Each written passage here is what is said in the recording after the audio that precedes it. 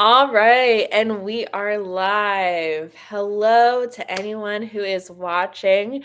My name is AJ Easterday. I am the live stream coordinator for the Columbus Cartoon Coalition, and we are here with a very special interview, the first of what will hopefully be many artist interviews. And we have Josie Renkwitz here, a local comic artist and animator who's going to talk about a recent animated music video project that she worked on. Josie, would you like to briefly introduce yourself? Hello. Hi. Yes, I'm Josie. Um, yeah, I do comics and animation, and I did just finish a video that I was working on for about 4 years. Um, yeah. All right, that's awesome. And I think I may have forgotten to mention too, for those of you who are in C3, you may know Josie Renkwitz as Rankorama. That is her Discord name, and you may also see that on her social media and such. So that is who we're talking with now. Um, and we are going to start by discussing her recent music video project for the song The Chosen by Skeleton Staff. So if you haven't had the opportunity to look at that music video, it is available on YouTube, so you can look up The Chosen by Skeleton Staff and give it a watch. It's about 5 minutes long. It's pretty cool. So definitely that'll give you some context. But for those who maybe haven't watched it yet, can you give us your brief pitch or summary of the song and what the music video is about? Sure. So if I was going to describe the sound of the song or of Skeleton Staff in general, if you're a fan of British Invasion, 60s, or power pop, or like XTC or the Laws or any of that stuff, that's very much their vibe. And the video, I remember Stanton, my collaborator, referred to it as oh man, I'm not gonna remember this because he said it was um darn it, he had a really good quote for it, but it was like, oh, Yellow Submarine meets Casino Royale en route to the Italian Job. It was something like that. It was just name dropping a bunch of 60s movies. But the plot of the video and the song is two thieves robbing a bank at the same time fall in love over the course of the robbery.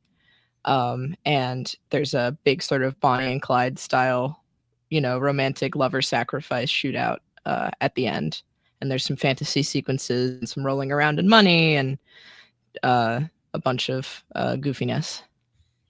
Awesome. Yeah, it's very fun. And it did kind of come out just in time for Valentine's Day. So the fact that, Yes, you got it. That was on purpose. yeah, Yeah, yeah. we didn't want to be overt about it, but I was like, if we put it out, we'll do a big. It's a romantic. It's very big and romantic, so we'll do it.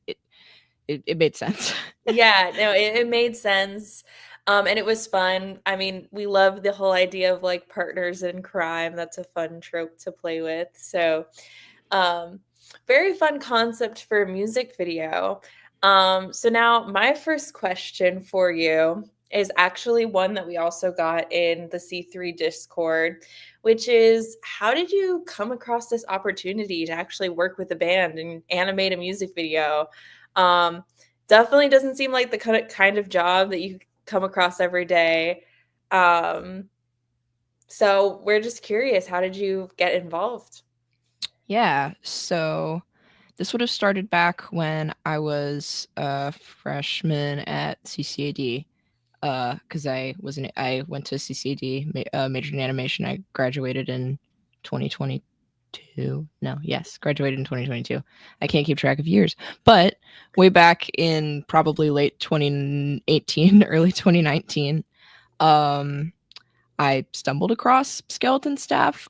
I'm assuming somehow the Instagram algorithm saw that I was a Gorillaz fan and Mhm. ended up recommending them to me, or actually, it might have been that thing. I had like a personal Instagram, like request to follow when you have a personal account. And like, I, I've noticed a thing where like bands would request to follow people as like a circumventing way to get someone that didn't know their music to just click on their profile. and Mm. suddenly be aware of a band. I was never sure if it was intentional or not, but I always assume it was like a follow for a follow back like type promotional idea. But I think it was that. I think Skeleton Staff requested to follow, and I clicked on it. And around that time, I was so I would just begin in college, and I was sort of in like a creative rut in the sense that I was never a big fan art person, but I wasn't like the sort of stories and characters that I had been doing in high school weren't really serving me anymore. Not for any particular reason. It was just kind of felt like I was like growing out of it or wanted to find something new. But I felt like the stuff I was interested in drawing didn't really have an audience. Not because it was particularly like special or anything, but I'm a big like 60s 70s subculture fan, and I my artwork had never really reflected that as much, but I was starting to experiment with that. But the sort of immediate vicinity of people who were my friends thought it was cool but didn't really get it, quote unquote. I'm using air quotes right now. um, and when I stumbled on Skeleton Staff, I was suddenly like, I loved the art, and I was like, oh my God, like they get it. It did feel like someone had a direct line to my brain. Um, and Stanton, the guy behind the band, um, we like I think I immediately fell in love with the music, and like I drew some fan art because I really loved the characters, and we became friends pretty quickly. Like he's told me, he's like, he could also see who was like, oh, she gets it, like. So we pretty quickly were just chatting about mutual interests and stuff online. And then a year or two down the road, he came to me with the idea. Like he'd had a sort of rough outline of the song, and came to me with the idea of doing something what wasn't necessarily going to be a full video. But then I was like, no, I want to do a video. Like we're going to go full hog on this. Um, yeah, that was, and then that I started making the video in like 2021, early 2021. Yeah, and been working on it on and off until last November when I actually finished it. Wow. That's really cool. So it sounds like you kind of randomly stumbled across this band, became a fan, wanted to draw the characters, and then they noticed that were basically posting fan art of the characters, and then came to you with the idea for a video. Yeah, pretty much. It is remarkable to me. I'm not like a Yeah. big online friend person, but it is remarkable to me that it felt like it was so faded and yet seemingly so random. Um Yes. Oh, apologies everyone for my cat Kitty, photo bombing. never apologize. Yes. Um, all right. That was actually a really cool story. I love hearing things like that because I feel like it's everyone's dream to start as like a fan of something and then like get discovered and get to actually like work with their favorite musicians or artists or whatever it may be. Um, so like that's really awesome. Um, so you also mentioned that there was like a big 1960s influence in both like the visual style of the artwork and the music. So can you talk a bit more specifically about what some of your artistic inspirations are? Ooh. Like general or for the video specifically? Because those are kind of Um, two different categories, but I can pull a bit from both. yeah, I was like, you can answer both. Yeah. Um, well, I'll talk about the video specifically. That'll probably you'll get a lot less or uhs in my answer if I do that. Um, but influences on the video, I mean, an obvious one that actually I didn't realize until I was already a bit into sort of the pre-production and figuring out the look was Yellow Submarine, the Beatles animated film, which would go without saying, even though whenever I like the Beatles were such a like weird background part of my childhood, just growing up in a house that had the Beatles on, that I I never acknowledge them actively. They're always just kind of vaguely there. Like there are some people who are big 60s heads who are very actively like, I love the Beatles. I'm a Beatles fan, and that's cool. I'm not one of those people, but I can't pretend they're not there. So, yeah, Yellow Submarine was a big influence, especially like a lot of the mixed media elements of that Mhm. ended up coming through. And that when I it was that there were a couple films that I went out of my way to watch after we sort of decided what the vibe was going to be, apart from just generally like it's going to be like 60s Carnaby Street, because the first thing people think of when you say that is like Austin Powers, which they're pulling from the same influences. So I wanted to go back to the source and not just have it be you know Austin Powers. um there's a film called Modesty Blaze that was actually based on a comic of the same name that came out in like the late 60s. That's I took a lot of inspiration from. I think it's all on YouTube actually, if you look it up. It's too long, but I've watched it several times now somehow. It became like a big background video for me when I was like storyboarding and stuff. It's but the main two characters, Modesty Blaze and Willie Garvin, he's sort of like her, like when she has to go pull, she's like a thief, and the government asks her to protect, or like they hire her to catch a guy who's stealing diamonds, and she's like, I want my right hand man there. And their chemistry, I took a lot of inspiration from for the chemistry between Rita and Stanton, the two leads of the video. But she's got like different hair and different outfit in every scene, and it's all gorgeous. And there's a lot of bizarre sound effects and like non sequiturs, and there's masks they wear in one scene that if you watch the video and then you go watch the film, that might look kind of familiar.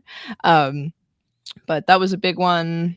Yeah, Modesty Blaze, another film called Smashing Time, which actually takes place on Carnaby Street, which is just more of like a straight ahead comedy about two northern girls coming down and trying to get in on the 60s London craze when it's already a little passe. And it's very episodic, like they lose all their money, and then one of them has to get a job, and then they move to a place and they come into more money, and then one of them pays to become a pop star. It's very much like a sort of light satire on the time. That was a big one. And then the last one I'll say is Danger Diabolique, which, yeah, right in that same like late 60s era. It's an Italian film, also based on a comic. Uh, but yeah, that one's, I think the comic was Italian. The comic might not be Italian. The Mhm. movie is. That one's got a Morricone soundtrack. The theme. If you look up the Danger Diabolic theme song, that theme song I like. That theme song slaps. But he wears like the characters in my video, they wear like the all black, and his mask is weirder. He wears like a diving suit, but he's wearing all black all the time, and he's like a international thief, and he's got this like sultry blonde girlfriend, and she's like his getaway driver. And the beginning of the movie, he's just pulled a heist, and there's all this tension while they're slowly getting back into his very like sophisticated pop arty hideout, and how they're gonna celebrate pulling off the heist and stuff. So yeah, the visuals and a lot of the dynamics, those I would say were some the big, like, yeah, those were big things that I pulled from that were sort of researched at the time when I was starting out. Yeah. Very cool. Yeah, aside from Yellow Submarine, I'm not really familiar with any of those. So now I've got some movie recommendations I can look Yeah, check them out. I into. think they might all be on. Because I'm uh a hoarder. I've got all of those on Blu-ray. I think like it was sort of an excuse. I was like, it's research. I Yeah. need these. I need them in high quality. But I think they're all on YouTube. At least Smashing Time and Modesty Blades definitely are. Danger Diabolic, it's like 50-50. But look up that theme song. It's good. Okay. Well, hopefully I can at least find the theme song. Um, awesome. So one of my questions you actually already answered, because I was going to ask how long it took you to complete this video, but I think you already mentioned it was 4 years. Yep. Yeah. So for the audience, in case you missed it, this music video is just about 5 minutes long. And it took 4 years. So, which I mean, animation is kind of known for taking a lot of time, that a lot goes into even just creating like a few seconds of an animation. Though admittedly, my expertise is more in comics and not in animation. So I was kind of wondering, for those of us who um, aren't experienced in animation like you are, can you kind of describe all of the steps that you went through to kind of bring this project from ideation to finished product? Sure. I mean, it starts out not unlike how you start with a comic. At least once you've got your sort of your characters and your setting and the story all laid out, and then you start storyboarding. Um, thumbnail to full storyboards and doing multiple passes and stuff. Um, God, yeah, yeah.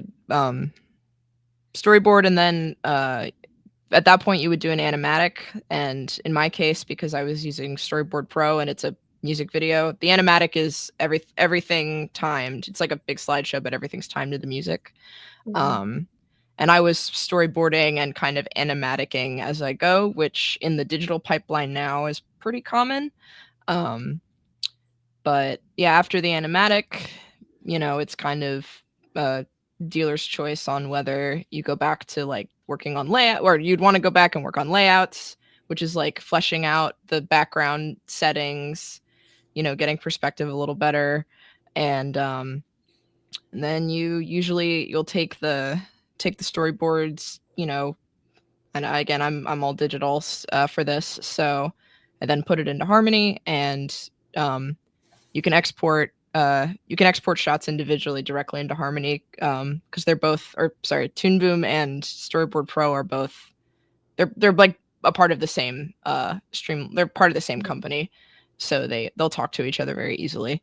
Um, yeah, and then at that point, you start animating, which usually involves key drawings, which are like the couple of sort of story beat drawings, and then you break them down in between those drawings, and then you break down even smaller drawings depending on the way you want the movement to behave. But timing and spacing, that's a usually like the sort of animation philosophy on how to make things look real, quote unquote. Awesome. Well, thank you for that little breakdown. Um, yeah, I get like it's kind of nice talking to you because even though I feel like a lot of the C3's members and like the people who would be watching this video are maybe just comic artists or cartoonists, I feel like there is, that connection with animation that we can learn from, and it does kind of all start with thumbnails and storyboards and character designs. Um those kind of like pieces that you put together are all the same. It's just the end product Yeah, is two very two different. different flavors of torturous isolation. Yeah. I mean, I know you said that you went to art school and so did I. And I feel like when I was in art school, we would joke that like the comics people and the animation people were like cousins. Hmm. Um, we're all kind of a part of the same weird family. Yeah, to me it's like and doing like, because I didn't do any comics in school until the very end. I like snuck in. I mean, I did comics so much in high school. That's all I did. And then Nice. college, I was like, I'm gonna do animation, but like, the Columbus comics community and everything, like, it was front row seats to see what it was like, and that was so inspiring and exciting to me. There was no way I was gonna be able to stay away. Hmm. So I got back into it like right at the end of my undergrad, and it was just sort of interesting. I feel like it's like comics and animation are both. It's like romance languages. It's like they're both based on Latin, but it's like Hmm. Spanish and Italian or English or whatever, where it's like some words are the same, but like the conjugation's different, or the sentence structure is different. There's a lot of things about like the tools and the basics that are the same between both, but I think a lot of like short some instincts and some like symbol language are completely different. There are definitely sort of conventions of both that if you apply to the other can limit you too much. And that's just my personal opinion, but that's why it's fun. It's a good exercise to try both and remember that you're in a different sandbox. Even if the sandboxes are kind of, you can see one sandbox from the other sandbox. Mhm. That was multiple metaphors. I'm sorry. It's okay. I was able to follow everything. Okay, so another thing that I want to bring up, oh, hold on, I'm trying to share my screen here. Um, so for those of you who may be watching and are unfamiliar with the band Skeleton Staff, one of the things I found out when I was actually researching this music video is that they kind of already have existing animated characters that appear in all of their music videos. So these are the characters. Um, and of course, something that is very common, whether you're an animator or a comic artist, is having to match style or like draw with existing characters that are not your own and find a way to make your art kind of match um, the art that already exists. So I kind of want to know what your experience is, like researching these characters and practicing drawing them and like perfecting them. What's kind of your advice for how to match style?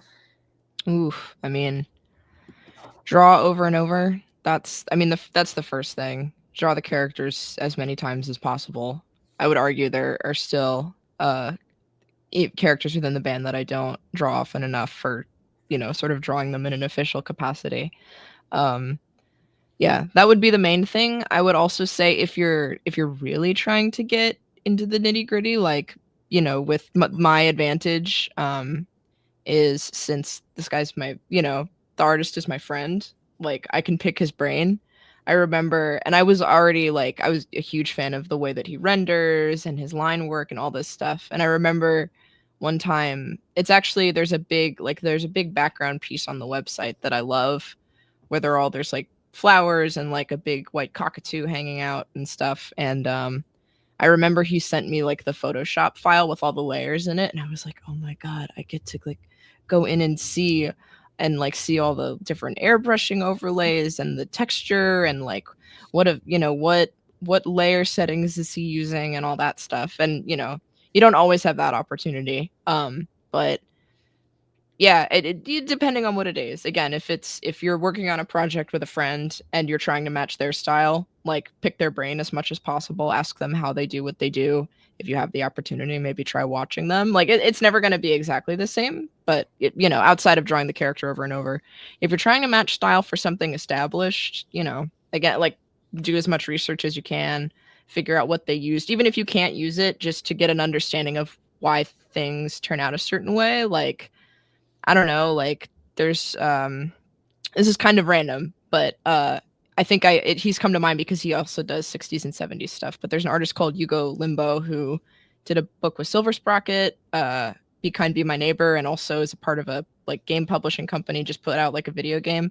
But if I understand it correctly, he's got like tremors in his hand, and so his line work is like has this he incorporated that like into his line work and stuff. So if you look at it and you're like, oh, it's like got this interesting texture and like sort of jittery consistency. It's like inherent to the artist's hand, right? It's not always a choice. So stuff like that can always be interesting.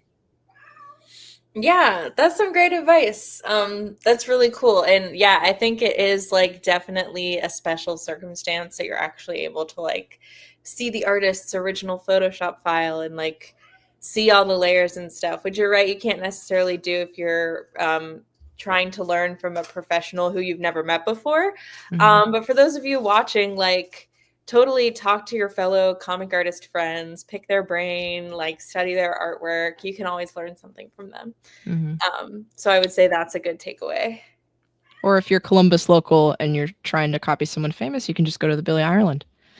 That's a great thing too. Yeah, like Go look if at their you're in pages. Columbus. I know. I mean, you briefly mentioned like we're lucky to have such a good comics community in the Columbus area, and I think part of that is because of the Billie Ireland. That is such a great resource. Yeah.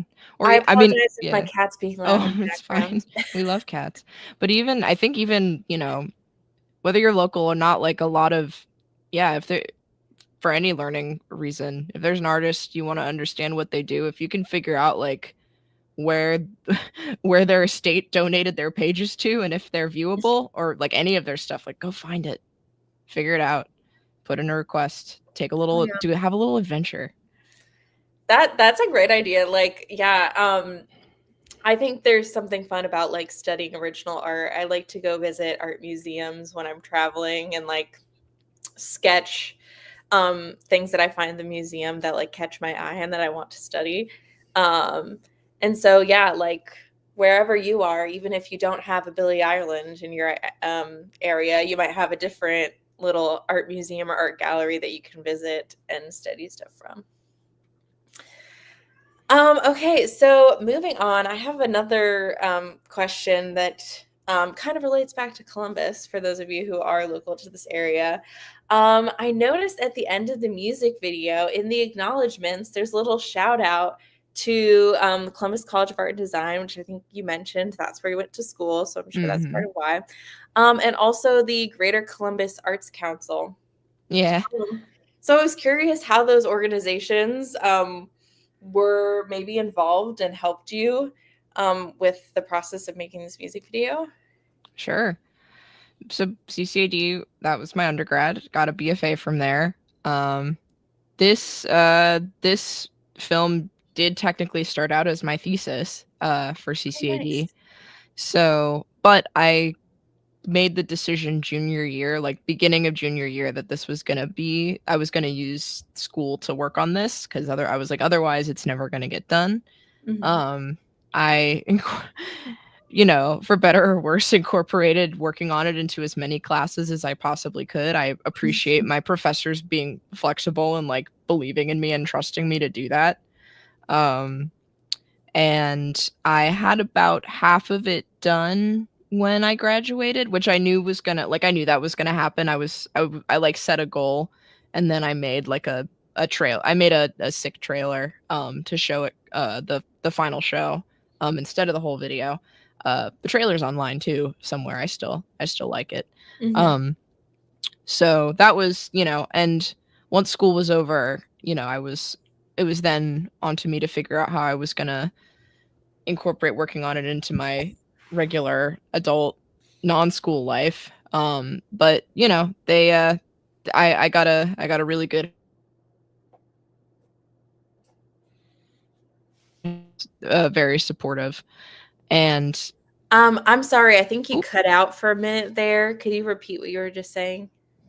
where did I stop? Um, I think the last thing you were talking about was the trailer Oh, okay, cool. that came out. Um, yeah, but I made the trailer for the final show. And I had about half of the video done at that point. And then that was 2022. So the next 2-ish years were about like properly like figuring out how to finish it while also having to have a day job and do other things, pursue other things.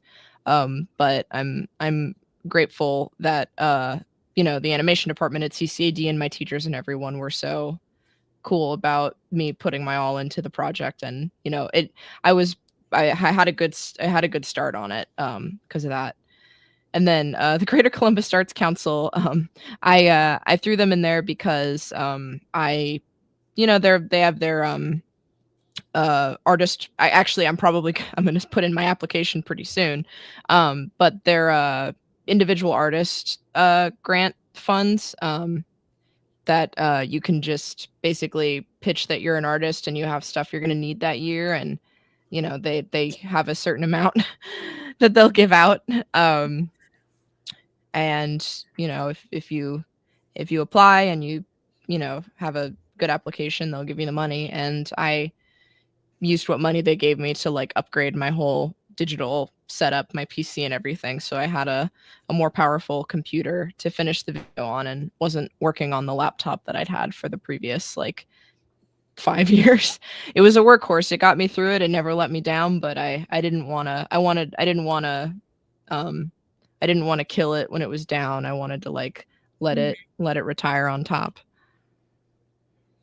Okay. Well, thank you for sharing. I was very curious to hear if you had experience with the Greater Columbus Arts Council, because for those watching who are artists themselves and local to Columbus, I think that would be a great organization to look into, especially if you might need grant money. Um, Yeah, go. It's open right now. It just opened like earlier this month. Go to the Greater Columbus Arts Council website, go to Funds for Artists, and apply to the Individual Artist Fund. Even if you don't feel like you're qualified, if you make art, you're qualified. They upped the amount this year. It's you can ask for up to 1,200. I'm not sponsored or anything. I'm legitimately applying for the same thing. It's not competitive. Like go like do it.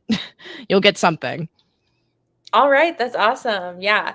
I really appreciate the information, because I think I've definitely like I was somewhat familiar with Greater Columbus Arts Council, but I think you're the first artist I've met who actually has gotten money from them. Mm. So I was like very curious to hear about your experience, but glad to hear it was a good one. Yeah, Um, I it's the only grant I've applied to. I'd like to get better at applying for grants in the future, but if you're gonna have a first grant experience, it was very, very straightforward for me. Like it's low stakes. So and you can use it, you don't have to have a deliverable.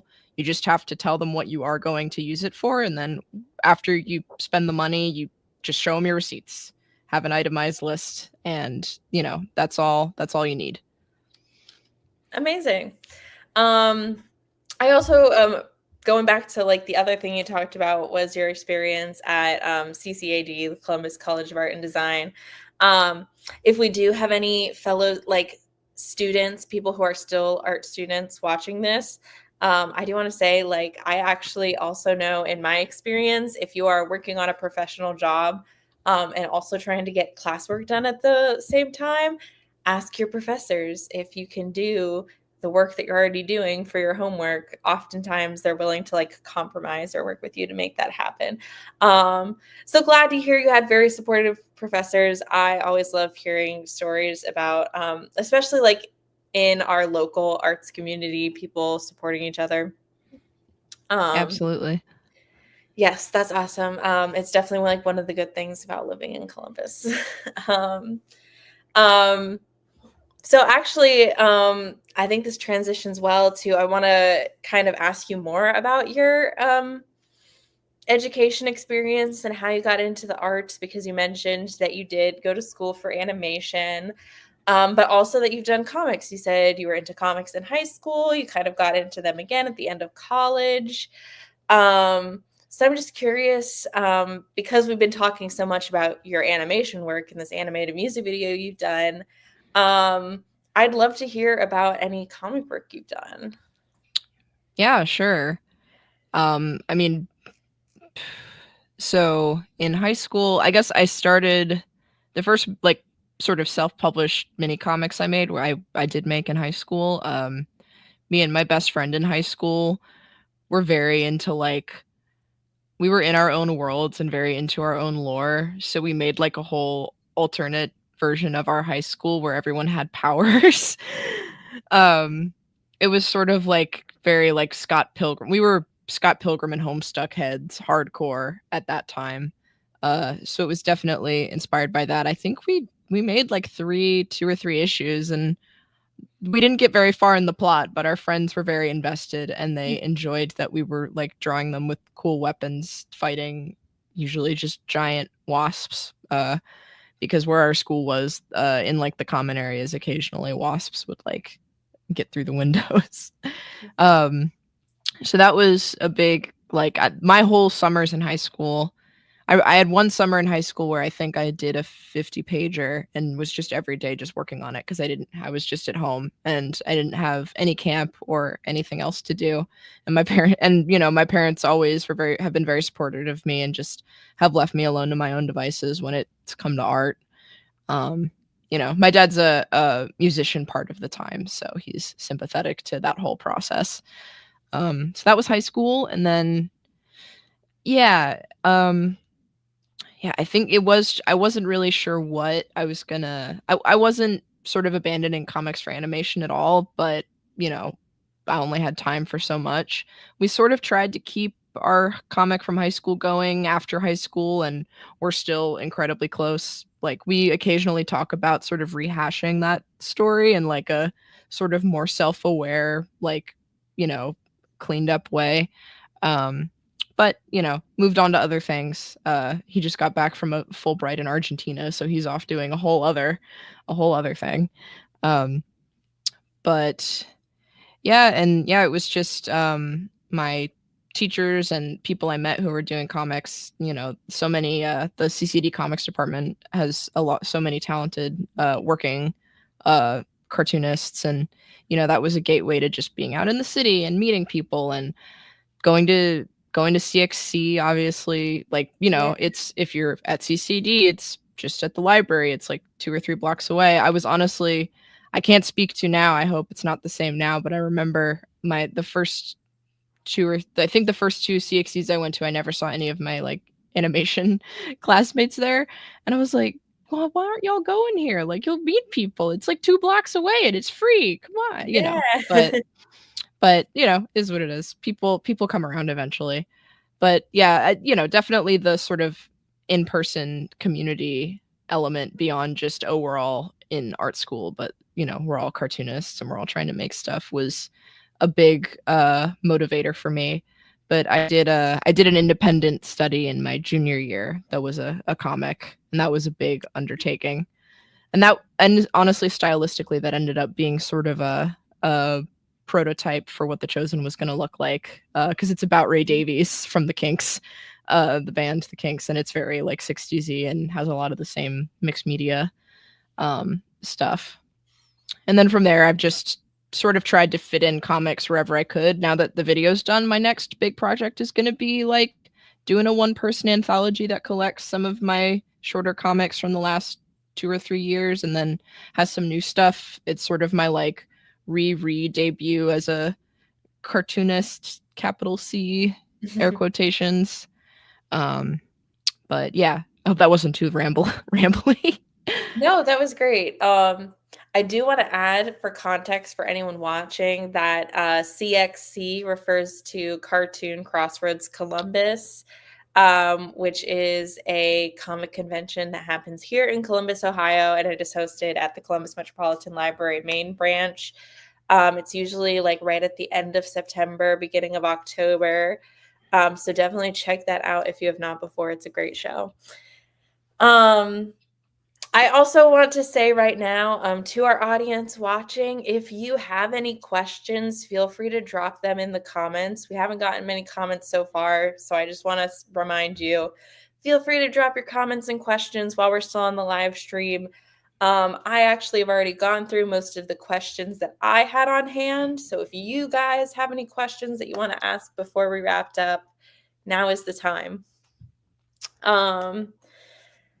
So I think the last question that I want to ask is, we've kind of talked a bit about like the relationship between animation and comics, and you definitely seem to enjoy doing both and encouraging people to try both. So my final question is going to be, what advice do you have to maybe the amateur artist who is a comics artist wanting to try animation, or maybe vice versa, an animator who wants to dip their toes into comic art? So we'll say like one at a time. So if a comic artist wants to try animation, there's always the typical like, check out YouTube. There's lots of, check out the internet. There's lots of resources. I think if you legitimately, if you want to like simulate the experience of animating, I would say, and maybe if you're, no, you can do this if you're digital or not. Find a clip find a piece of animation you really like. If you can find it online, great. And if you can, if it's on YouTube, and YouTube does like the frame by frame thing where you can just click through one frame at a time, go through every frame and then draw the frame, like on either in a separate window or in your notebook or whatever, and see how many drawings it is and see if it makes you crazy or not. And if it doesn't make you crazy, then you're probably gonna like it. or at least be willing to give it more of a shot. Um, you know, and then there's typical sort of exercises with timing and spacing, but I won't get into the sort of typical resource stuff. But I think if you're literally just like, would I hate this or like this, that might be to me that would be a good way to try it. Um, for animators doing comics, I'll say read read some comics, like some comics, not just not just comics by artists you like online necessarily, but like find some comics that do things that you can't do in animation and compare the language, compare the layouts, the symbols, think about how that story comes across, and you know, not that you need to be able to recreate that, but keep that in mind when you start doing a, you know, if you're doing a storyboard but it's going to be a comic, keep that in mind, because there's a lot of things that you can do with your, there's a lot of ways to communicate a story in comics, um where you don't need to rely on the same sort of continuity or timing things that you do with animation or with film in general. You know, it's two different styles of storytelling. And that's definitely something that I try to do if I'm like, especially now I'm getting back into thumbnailing my next book, and I'm trying to and I've been catching up on all my reading, which has been good, but I am trying to like get back into like getting back into the comics language, shaking off the dust and remembering that like you don't need to have a background in every panel, and you know the framing doesn't have to be the same, and like you can do things with pacing in comics that you can't do in animation, and vice versa, because sometimes animation pacing doesn't work very well for a story you're trying to tell in a comic. Sometimes it's fine. There's plenty of beautiful comics that are just storyboards, basically just storyboards, and you know, like animation style storyboards, and they're amazing. But for me, like I try to have some variety when I work. Cool. Well, thank you so much for sharing your wisdom and insight. It was very fun. Thank you for being our very first like interviewee, and for sharing your animation expertise. For those of you who are watching this, if you have not already, definitely check out the video for The Chosen by Skeleton Staff so that you can see the video that inspired this conversation. And if you are interested in any of Josie's other work, this is the card where you can find her portfolio, social media, and anything else. Josie, do you have anything else you'd like to say before we close off? Um, Thank you for having me. And yeah, if you like the song, go check out Skeleton Staff. They are like one of my favorite bands ever. Absolutely a massive talent. Yeah, if you like the vibe of the song, like they've got a new album coming out in the next 2 weeks, sort of off the back of the video, and they've got like 3 or 4 other albums that all have their own concepts that are absolutely worth getting into. So yeah, if you're go down that rabbit hole, I highly recommend it. Very cool. Awesome. And the one last thing I will say is for anyone here who is not yet a part of the C3 community, you can find the cartoon, sorry, I almost said the C's in the wrong order. It is the Columbus Cartoon Coalition. You can find us on social media at c3.ohio. If you need a link to our Discord, you can message us there. I also want to say C3 also has a graphic novel book club. I'm going to shout out our graphic novel book club. Our next meeting is actually coming up very soon. It is on Tuesday, February 26th, 1 week from today. And we'll be discussing Super Mutant Magic Academy by Jillian Tamaki. So if you're interested in joining our community of comic lovers, that is a great way to get involved, read a comic, and learn with us. So that about wraps up our discussion here. Thank you for everyone who joined us and was watching. We will see you next month. I know I haven't officially announced it yet, but check out our Discord channel. Our our Discord server and our social media channels because we'll be announcing more live streams coming soon. I'm pretty sure there will be at least 2 in March, so look out for those. All right, with that being said, goodbye, everyone. Have a good night. Good night, y'all.